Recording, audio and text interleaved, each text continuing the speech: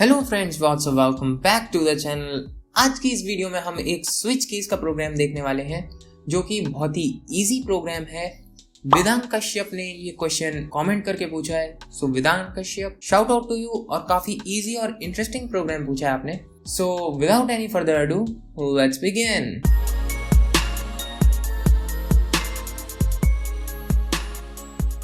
Alright, welcome back। यहाँ हमारे पास क्वेश्चन है, in order to purchase an old car, the depreciated value can be calculated as per tariff given below।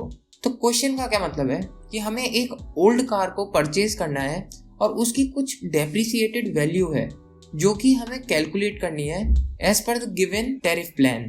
तो यहाँ पर अगर कार हमारी 1 ईयर ओल्ड है यानी 1 साल पुरानी है तो हमारा रेट ऑफ डेप्रिसिएशन है 10%। अगर 2 साल पुरानी है तो 20% है, 3 years ओल्ड है तो 30% है, 4 years ओल्ड है तो 50% है, and if the car is above 4 years old then the rate of depreciation will be 60%। So आगे हमारे पास क्वेश्चन में क्या है, we have to write a menu driven program to input the showroom price of the car. Showroom price क्या होता है? जो नई कार का प्राइस होता है वो, and the number of years the car is used. तो हमें नंबर ऑफ ईयर्स भी इनपुट करने होंगे, 1 ईयर के लिए, 2 ईयर्स के लिए, and so on. Calculate the depreciated value, हमें डेप्रिसिएटेड वैल्यू को शो करना है और ओरिजिनल प्राइस और फाइनल अमाउंट को डिस्प्ले करना है। सो अब हम थोड़ी सी मैथ्स देख लेते हैं और फिर हम प्रोग्राम को देखेंगे। तो सपोज अगर हमारे शोरूम प्राइस है कार का 10,000 रुपीज और अगर हमारी कार 2 ईयर्स ओल्ड है तो हमने ईयर्स को इनपुट किया 2 ईयर्स और फिर ये हमारी शोरूम प्राइस है तो इस पे 20% का डेप्रिसिएशन होगा, यानी 20% जो होगा इसका वो हम कैलकुलेट करेंगे। 20% क्या होगा इसका 20% होगा 2,000 रुपीज। ओके, 10,000 का 20% हुआ 2,000 रुपीज, तो डेप्रिसिएटेड वैल्यू आ गई 2,000, यानी 2 साल में हमारी कार 2,000 रुपए से कम हो गई। तो 10,000 की हमने खरीदी थी और 2,000 इसकी डेप्रिसिएटेड वैल्यू हो गई। सो अब जो भी ये ओल्ड कार को परचेज करेगा वो क्या अमाउंट पे करेगा? वो पे करेगा showroom price minus depreciated value, that is 10,000 minus 2,000, 8,000 हमारा final amount to be paid हो जाएगा। तो हमें शोरूम प्राइस प्रिंट करना है, दैट इज 10,000 हम प्रिंट कर देंगे। डेप्रिसिएटेड वैल्यू जो भी कैलकुलेट होके आएगी वो हम प्रिंट करेंगे और फाइनल अमाउंट हम showroom price minus depreciated value कर देंगे तो हमारा फाइनल अमाउंट आ जाएगा। तो हमने मैथ समझ ली, अब हम इस जावा के प्रोग्राम को समझते हैं। सो बहुत ही इजी प्रोग्राम है, आइए देखते हैं। यहाँ पर java.io पैकेज को इंपोर्ट किया है, फिर java.util पैकेज को इंपोर्ट किया है, क्लास का नेम रखा है कार और फिर मेन मेथड को डिफाइन किया है। स्कैनर क्लास से हम इनपुट लेंगे और स्कैनर क्लास का ऑब्जेक्ट है इन। डबल टाइप के कुछ वेरिएबल्स हैं जो कि है शोरूम, जिसमें हम शोरूम का प्राइस इंपुट करेंगे, DEP यानी डेप में हम डेप्रिसिएशन को कैलकुलेट करेंगे और अमाउंट में हम फाइनल अमाउंट को कैलकुलेट करके प्रिंट करेंगे। ईयर इंटीजर टाइप का है क्योंकि हमें ये इंटीजर में ही लेना है, तो नंबर ऑफ ईयर्स को हम ईयर में इनपुट करेंगे। तो हमने यहाँ पर प्रिंट किया enter showroom price of the car. तो शोरूम में हमने इनपुट कर लिया शोरूम प्राइस, यहाँ पे इन डॉट नेक्स्ट डबल का यूज किया है क्योंकि ये डबल टाइप का है, और फिर हमने नंबर ऑफ ईयर्स को यहाँ पर स्टोर कर लिया ईयर में। अब हम क्या करेंगे, स्विच केस का यूज करेंगे क्योंकि हमें मेन्यू ड्रिवन प्रोग्राम बनाना है।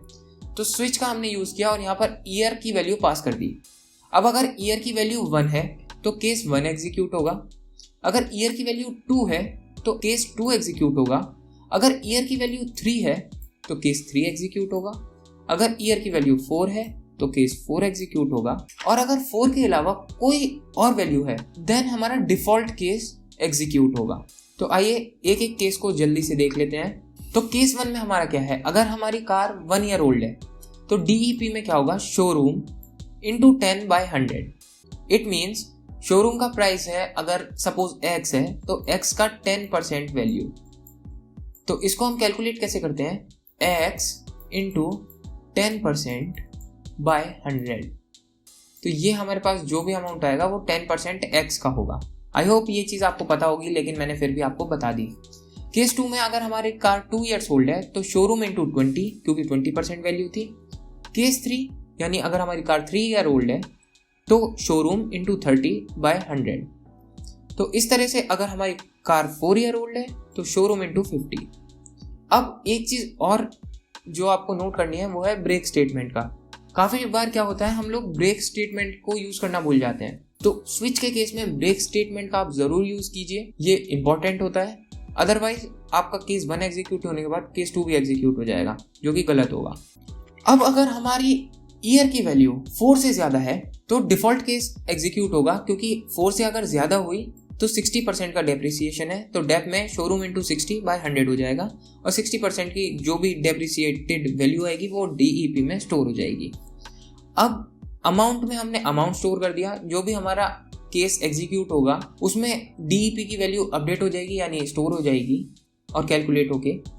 तो शोरूम माइनस डेप, तो यहाँ पर हमारे पास डेप की वैल्यू है, तो शोरूम में से हमने डेप की वैल्यू माइनस कर दी, तो हमारा फाइनल अमाउंट आ गया। यहाँ पे फिर हमने शोरूम का प्राइस डिस्प्ले कर दिया या प्रिंट कर दिया, फिर डेप्रिसिएटेड वैल्यू प्रिंट कर दी और फिर हमने फाइनल अमाउंट प्रिंट कर दिया। फिर यहाँ पर हमारा मेन मेथड क्लोज होता है और यहाँ पर हमारी क्लास क्लोज होती है। सो आई होप आपको ये प्रोग्राम समझ में आया होगा और आपको सीखने को मिला होगा। काफ़ी इजी प्रोग्राम था ये, लेकिन अगर आपका अभी भी कोई भी डाउट है तो आप कमेंट कीजिए या मेरे से इंस्टाग्राम पे कांटेक्ट कीजिए, मैं आपकी हेल्प ज़रूर करूँगा। आइए इस प्रोग्राम को रन करके देख लेते हैं जल्दी से। तो enter showroom price of the car, तो हम इनपुट करते हैं 10,000। Number of years old, suppose हमारी कार है 2 ईयर्स ओल्ड, तो हमारी शोरूम प्राइस आ गया 10,000, डेप्रिसिएशन वैल्यू आ गई 2,000 और जो हमारा फाइनल अमाउंट जो हमें पे करना होगा वो आ गया 8,000।